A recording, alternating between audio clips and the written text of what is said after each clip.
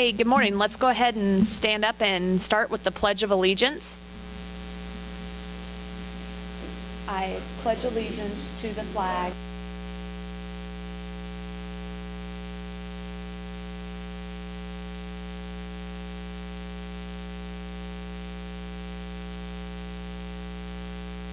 All right, well, good morning and welcome to See Hear Iola this morning. I want to start with just a short story real fast. And this is the tale of the cracked pot. One of the pots had a crack in it while the other pot was perfect and always delivered a full portion of water. At the end of the long walk from the stream to the house, the cracked pot arrived only half full. For a full 2 years, this went on daily, with the woman bringing home only 1.5 pots of water. Of course, the perfect pot was proud of its accomplishments, but the poor cracked pot was ashamed of its imperfection and miserable that it could only do half of what the other had been made to do. After 2 years of what it was perceived to be bitter failure, it spoke to the woman one day by the stream. "I am ashamed of myself because the crack in my side causes water to leak out all the way back to your house." The woman smiled. "Did you notice that there are flowers on your side of the path, but not on the other pot side? That's because I've always known about your flaw. So I planted flower seeds on your side of the path, and every day while we walk back, you water them. For 2 years, I've been able to pick these beautiful flowers to decorate the table. Without you being just the way you are, there would not be this beauty to grace this house." So the moral of the story is we're all cracked and broken in some way, but we will all be able to provide good and are all worthwhile. Okay, with that being said, we're going to go ahead and turn it over to Richard, to Carl, and we'll do the city update and then the newspaper.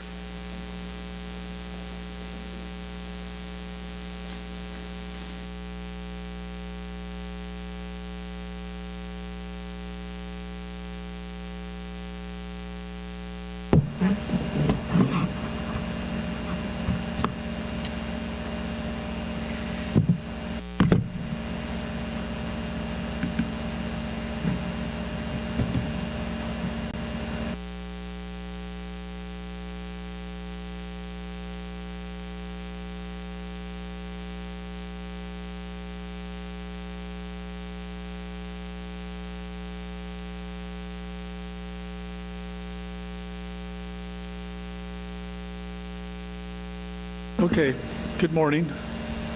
Sometimes I'm technologically challenged, and getting the software to work and do what I want is a challenge. There's been a lot of focus recently on economic development efforts, and so I thought I'd take a few minutes this morning to talk about some options. I had a visit in my office at City Hall this last week. Virginia Maka came in and she presented, gave me a handout called Rural Realities. And this is a publication of a group of communities across the United States. And they focused on the challenges rural communities similar to Iola, and the focus was primarily on communities under 10,000. So Iola fits in that category. And what we try to do to improve our economic situation, make the community better. And I think a lot of these communities are similar in terms of geographic separation from a large metropolitan area, where it seems like, particularly in Kansas, the large communities grow, like Johnson County, Lawrence, Wichita, Topeka, Manhattan, and the majority of the small communities are still in decline. So they did a study and they focused their attention on some case studies that had success in growing. 5 of these actually happened to be in North Carolina, and the other 5 were in other communities across the United States. But here's what they came up with as the realities of economic development in a rural community.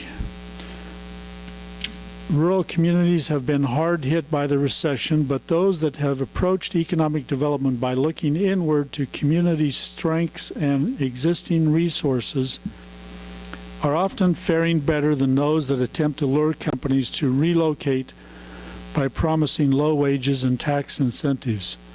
The latter can no longer compete in a global economy.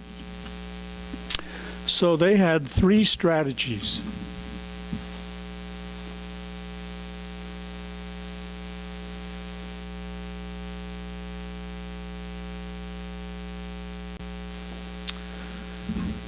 So the three strategies for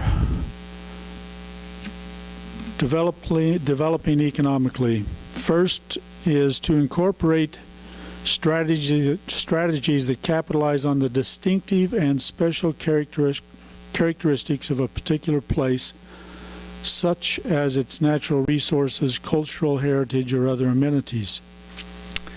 Second one is economic gardening, and this is growing your own. When I was in Hiawatha, northeast Kansas, they had a grant from the Kansas Department of Commerce for a 3-year program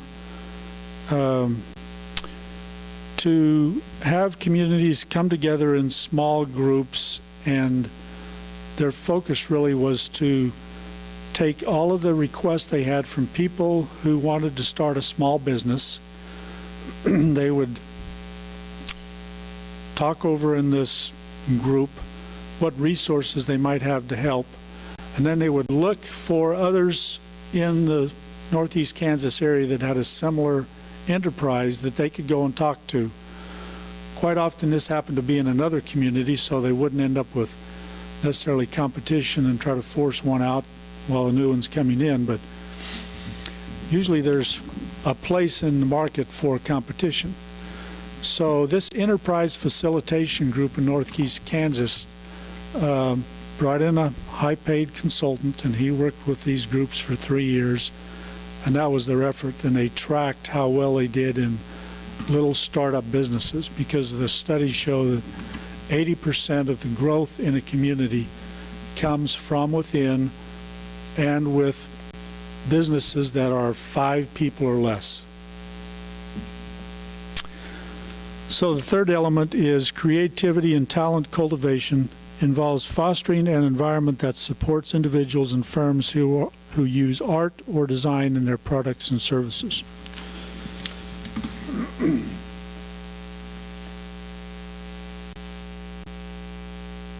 So the last thing is that the communities that fared the best took advantage of higher education. Now, this category includes anything beyond high school. So 4-year major college or a technical school, a trade school, anything that gives you trade-specific or some kind of specific training for the career that you want to pursue. Then they use technical assistance. This is kind of what the Enterprise Facilitation Program did, is they reached out to people who had expertise in the current area and said, okay, if you want to start a business, here's the things you need to look at. Here's my business plan. Develop your own and come up with a realistic approach to how you can start this business. And then they tried to spread innovations. If they had a success story in one community, they would try to share that with the other communities and say, okay, here's what we tried and it worked. And the same thing, try to highlight the best practices and use creative assets. Now, we've had Project 17 going in southeast Kansas for 2 years. That's an ongoing effort. Heather Morgan is still the administrator of that. She's officially an employee of Kansas State University, but her goal is to help southeast Kansas work together in kind of a cooperative effort in whether it's education, business growth, or job development. So that is, in a nutshell, another opinion on things that work in terms of economic development in small rural communities. Thank you. Any questions?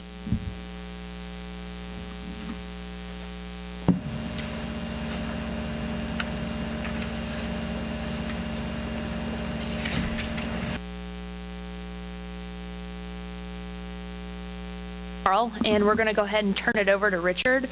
He's going to give us an update for the newspaper.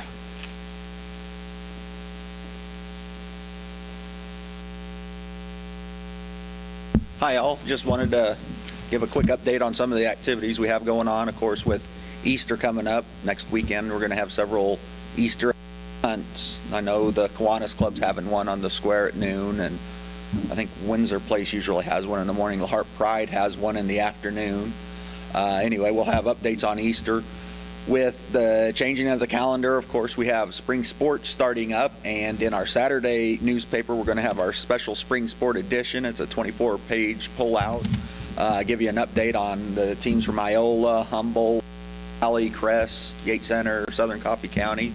All sorts of great information, plenty of advertisers happy to support us, and we're happy to support them as well. And then with the schools now entering the home stretch of their school year, we're going to be doing articles about young scholars and different.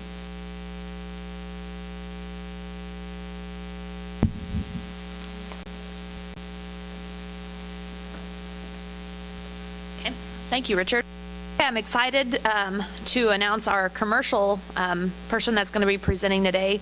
We have Steve Norman with Ravin Printing here that's going to talk a little bit about his business. So come on up.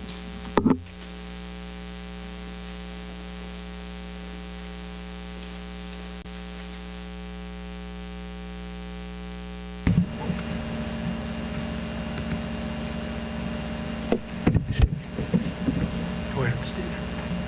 I'm going to give a little of the history of the way Ravin Printing, or Norman Printing, and originally the Allen County News Journal was started. Not a good speaker, so I'm going to have to read a lot of this. The 1st of June, 1957, Dean Norman, my father, purchased the Allen County News Journal from Milford and Ethel Langley. The News Journal had previously published a weekly newspaper, but at that time was only doing commercial printing. Actually, this was not the first time Dad bought a printing company in Iola. Sometime in the late 30s or early 40s, Dad purchased a small company located under the old Iola State Bank building, which he later moved across the square on Jackson Street, where the Baptist Temple was located. It was either sold or vacated after he left for California and joined the Marines during World War II. The News Journal was located at 113 West Madison, where 3 generations is now. Equipment consisted of handset type, a hot lead line casting machine called a linotype, 2 hand-fed presses, and 1 press with an automatic paper feeder. When I was 12, I started to help sweeping the floors and taking out the trash, which, by the way, we were at that time able to burn right behind the building. It wasn't long before I learned the art of handset type and then the linotype. By the time I was a freshman in high school, I was running the presses, setting type, and of course the boring bindery work, which no one else wanted to do. By this time, Dad had added a new small offset press. Mother said it was only an expensive glorified mimeograph, a dark room, and some other modern equipment to make our jobs more productive. A short time later, in 1965, he had replaced one of the hand-fed presses and the older press with the automatic feeder. We replaced them with 2 automatic presses.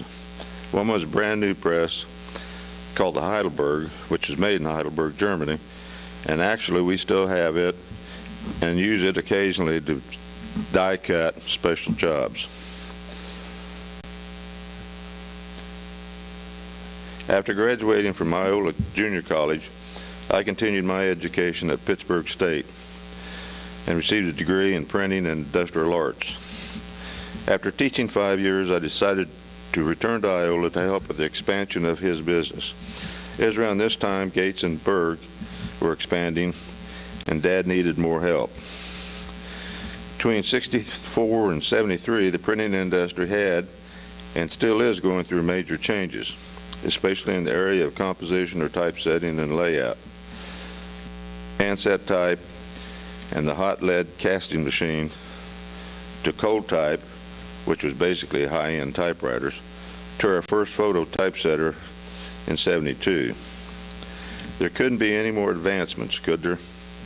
Yes, every day. Moving to Iola in 1973 was only to help for a short while. It was an exciting time and things were moving fast. Then in January '75, Dad and I formed a partnership and changed the name to Norman Printing Company, and by February we're Jefferson. We continued to add more modern and efficient equipment during the years. Computers were the rage. I was at first leery, but as the quality of artwork and type fonts improved, I waited until the DPI, or the dots per inch, were 1200. We bought a small computer, a nice scanner, and I hoped I could switch 10 to 15% of the photo typesetting and scanned art out of the darkroom within a year. Actually, we were more at 85 to 90% within 6 months. We purchased a modem. I wrote a code so that I could type on the home computer at night, call work in the morning, and the photo typesetter would print it. For me to help Dad 46 years wasn't the plan, but Iola was and is a great town to live in and has a lot going for it. The technology changes were never ending. You'd buy a computer one day and 3 months later you had to upgrade. Improvements were happening monthly. After Dad passed away in August 1992, I continued to operate Norman Printing for the next 14 years. In 2006, after being in business for 49 years, I had the opportunity and sold the business to Ravin Printing of Chanute. They wanted to add more equipment, as I needed to add more equipment. They wanted a larger customer base, which I could help provide. It was a beneficial move for both companies. We have been able to add more modern equipment in both of our locations to better serve all of our customers. We can design layout jobs and send them via the internet to the Chanute office, where a printing plate is made and they print the jobs per our specifications. The Chanute location can also send files for us to print. This helps all customers when either location has a backlog or running behind on completing jobs. Combining the companies relieved us of the stress of bill collecting and payments. Also, there was no need for our companies to have a lot of duplicate equipment. Ravin Iola is now able to offer more services. Besides our regular full-service printing, we now offer large format printing for the printing of architect drawings and large prints. Send us a PDF file and we can print it to any or whatever your specifications. We have also recently replaced our digital color printer with a new color printer. We have access from our Chanute location to print and laminate large color prints. We print on different substrates such as vinyl, canvas, as well as paper. We are also now associated with companies that provide specialty items, pens, koozies, plaques, letter openers, anything to help you advertise your business. Iola offers mailing services. In addition to designing and printing of brochures and postcards, customers can provide us with a list of contacts, and we barcode, address, sort your lists, and deliver to the post office. Between the two locations, our service to all customers is almost unlimited. You may access our website at ravinprinting.com. We can set your business or company up an account where we have access to all jobs we print for your company. You can then enter the item you need ordered without having to call. When going to the page about our company, under Learn More About Company History, they have a small comment about the seasoned team located at Iola. Is that a nice way to say Gail and I are old? June 1st will mark 59 years that the Normans, Dean, Marge, my mother, Gail, my wife, and I have provided Iola with high-quality graphic designs and innovative quality printing. And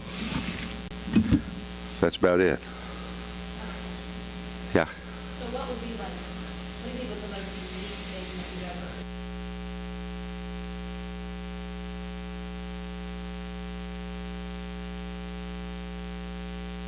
One thing, a school I think it was Neosho County someplace, wanted to have posters of their senior ball players. And so, like, we have one on a wall at work where this girl played volleyball, basketball, softball. And so we had taken all these pictures and blew them up. And the poster is actually about 6 foot tall. Binded it all together, and it really turned out nice. They we laminated it, and they hang it in the gym, and then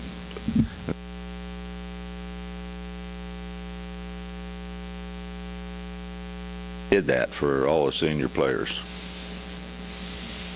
So, and then another one we did was a book that Thrive Allen County put out about the different towns in Allen County. We were in it, went all the pictures and put it all together. So,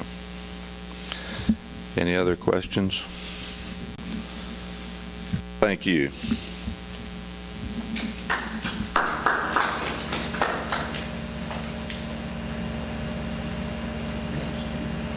Thanks, Steve, for taking time out of his day to come visit with us. And, you know, as you sit back and think how many things we have that are actual print, like every day that we see, and the amount of history that you've had with Iola, and we just really appreciate it, and thank you for your time today. We're going to go ahead and skip over. We don't have a quiz today, so everybody's off the hook for that. But we're going to move in and talk about our presentation. We have Monica and Tom Norris from 101.5 are actually one of the presenters today. And since they're doing the radio and this is their busy time of day, we went ahead and Carl met with them and did a pre-recording. So we'll go ahead and turn it over to him.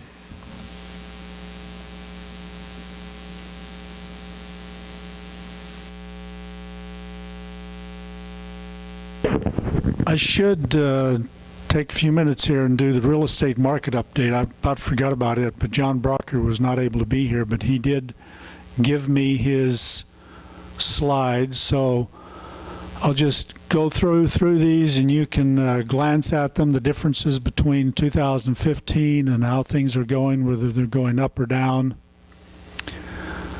Here's since the first of the year, looks like we're up from 5 to 8. How are we trending in February? Up just a little bit. In the listings category, 48 in Allen County.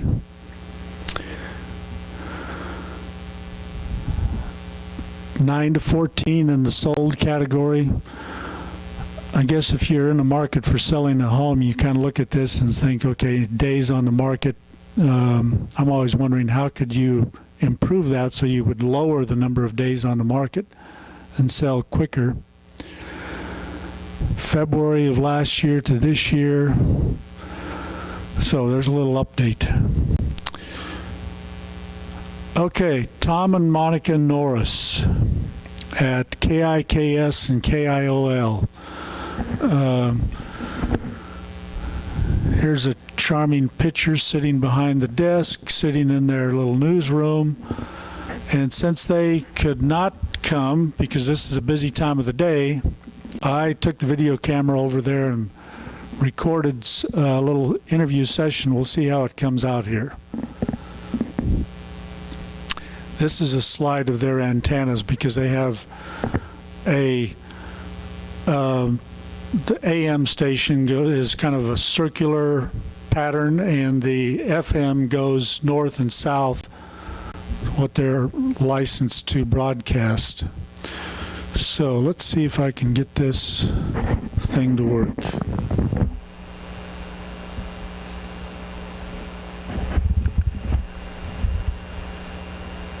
Okay, so if you would just start, introduce yourself, kind of like you're in front of a camera and an audience, and just kind of talk about what you do at the radio station, how you got started, and Okay, your family, and anything else you think might be all interesting. right. I guess I'm tag team it, huh? Okay. Yeah. Well, I'm Tom Norris, and this is my wife, Monica, and we've been here in Iola since the year 2000, and I've been in radio since 1979, and we met at a radio station in 1990. She was gonna really get on me if I got that wrong. And we've been married since 1991. Funny story about how we met is that she sent a resume into the radio station I was working at, and I accidentally tossed it in the trash can and realized that it was a resume for a sales position, and I handed it to the owner of the station and said, "Here's a resume for you." And she came in a couple of days later and she got the job, and I guess the rest is history. So we both worked at that radio station together for how many years? Our son was born in '93, Okay. and he went to work with me there. I was in the office at that point, and he was born in February, and he went to work with me until December. Yeah, I think so, I think yes.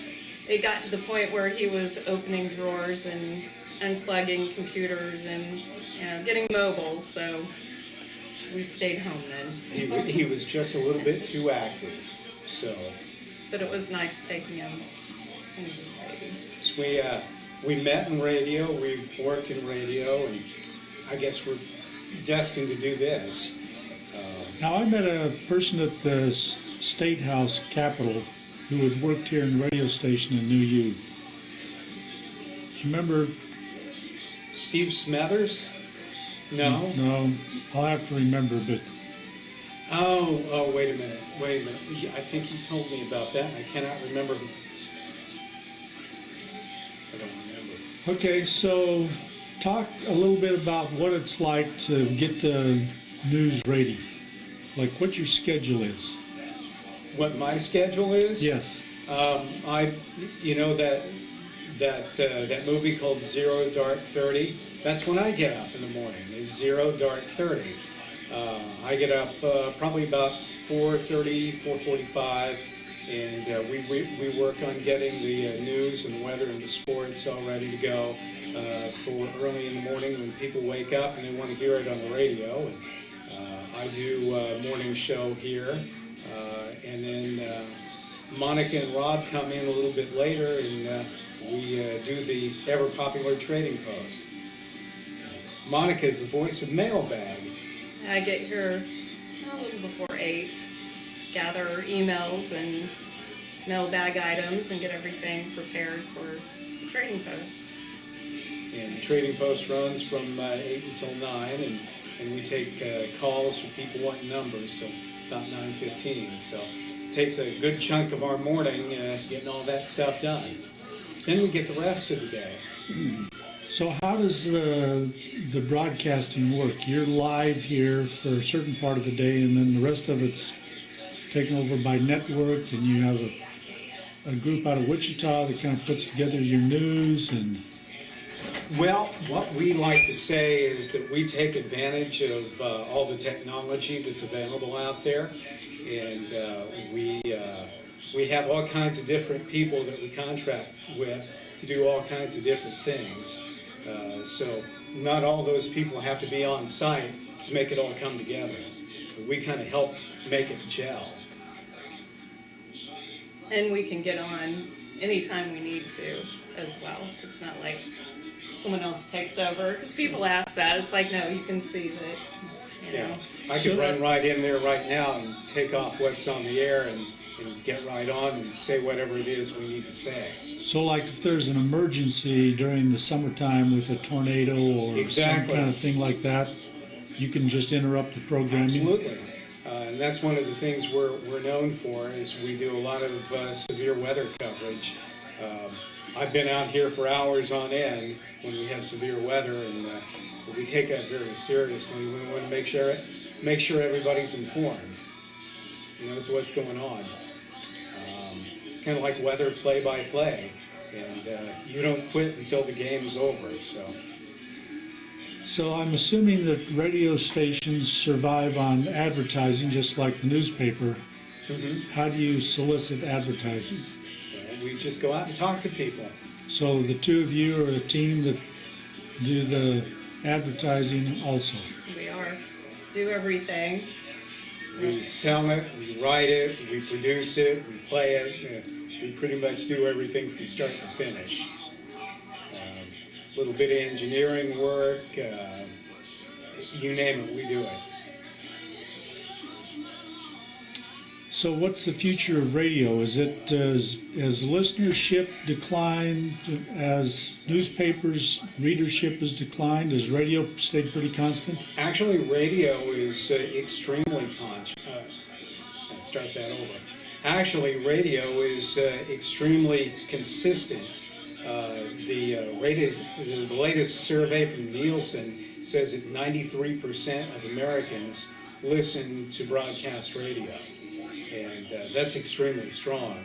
And we're pretty proud of the fact that we're one of the older mediums, and we've been able to keep up, even though there's all this new technology out there. People still love their radio. What's the radius, the broadcast radius of the station? Well, Grab a sheet. we have a Show 'em our map. maps. We have a map somewhere. Where's the map?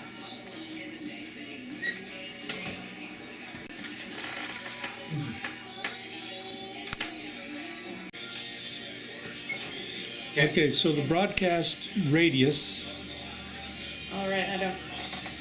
what we are can See if the, you see can here. get right on over there to what's that the lens. circle? Hold that right up. Okay, the red circle is KIKS. The blue, we always say it looks kind of like a butterfly, is KIOL. So it goes really far north and south. And how does that change between day and night? Nighttime, they require us to turn it down. So the wattage goes down to what at night?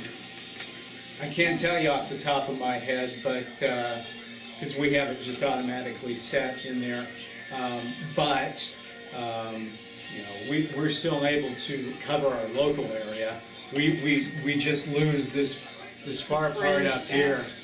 Oh, We listened to it on the way back from Garnett. Up in Garnett it was kind of fuzzy, but as we got down in southern Anderson County, it was like, oh, we're fine. So there's two antennas east of here. What are the two antennas? the two antennas out back, that's for KIOL, and that's because it has the directional pattern. One That's how shoots we it get one way and one shoots it the other. That's how we get the directional pattern, is with the two towers. And then we have a separate tower that is off this site for KIKS. Okay. It's the one up behind Gates. So does anyone have to be here physically, like at night or on weekends, or is that just contracted out on a network program? Well, what we do is we have some pretty smart computers that we can run the station with when there's no one here. And do you somehow monitor that at home or Sure. We have radios in practically every room. every room, so you know if something's going amiss? Well, back in the old days when we didn't have smart computers, they had to turn the radio station off at 10 o'clock at night because it just didn't pay to have anybody here all night. So by having the smart computers, we're able to leave the radio station on 24 hours a day.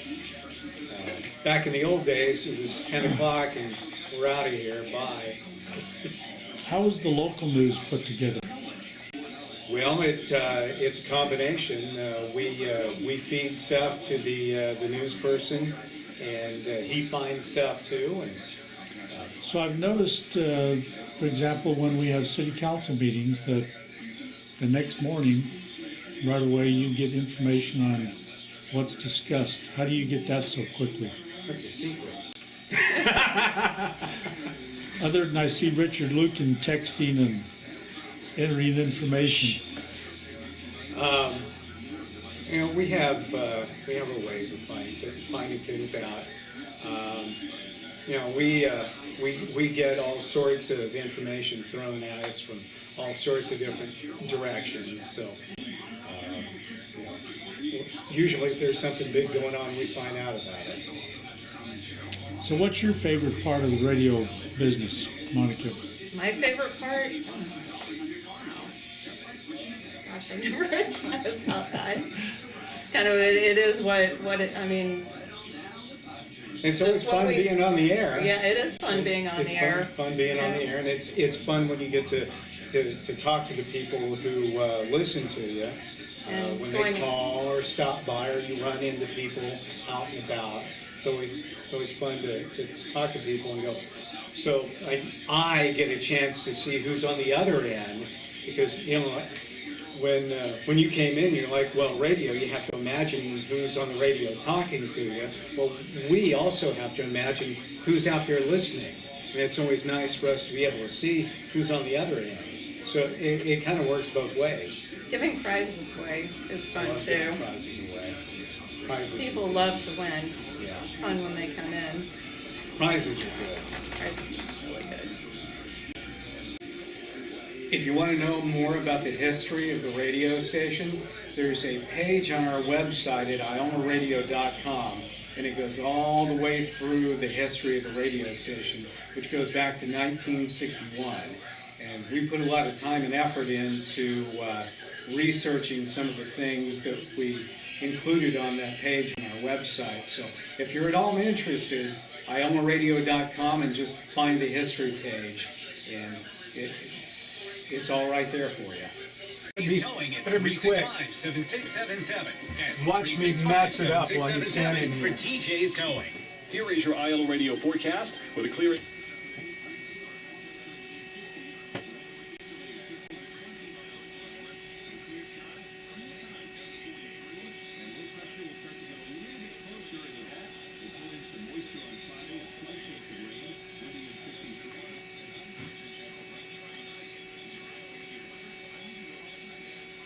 Currently at 122, it's 64 at 101.5 KIKS.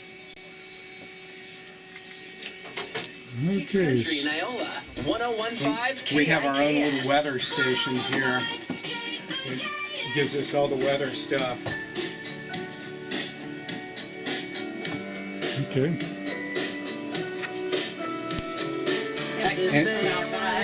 And like anyone can get that stuff.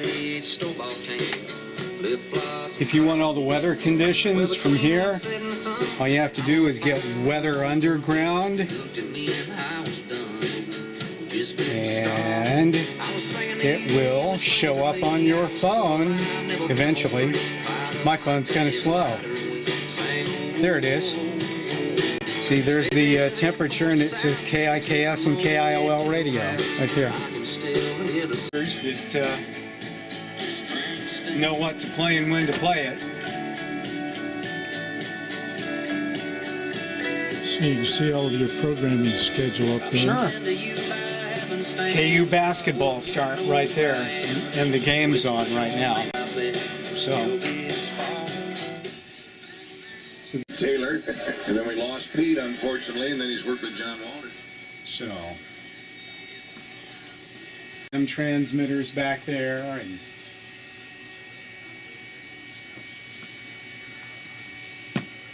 does the mailbag. I bet he wants you to sit over there and Probably. simulate like you're doing the mailbag. Right. And then Rob, or whoever the host is that day, today it was Tom, I did trading sits in post there where today. we were before. And then I'm right here, and I read all my mailbag. So that's how you keep track of it. I see you got computers and Oh, yeah. sorts of We have devices all over the sorts place. of computers out here. Oh, want me to leave them on?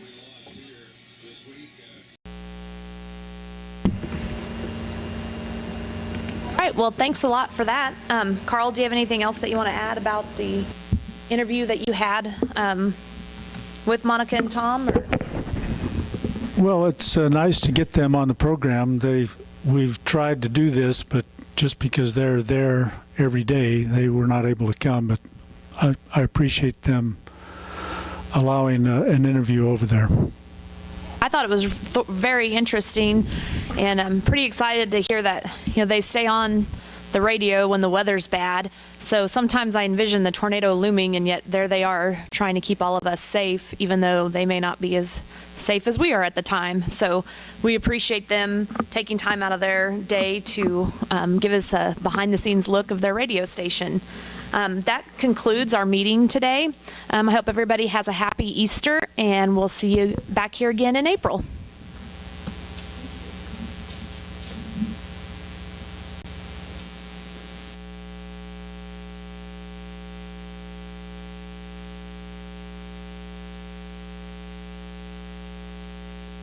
Look at all that gobbledygook you got there.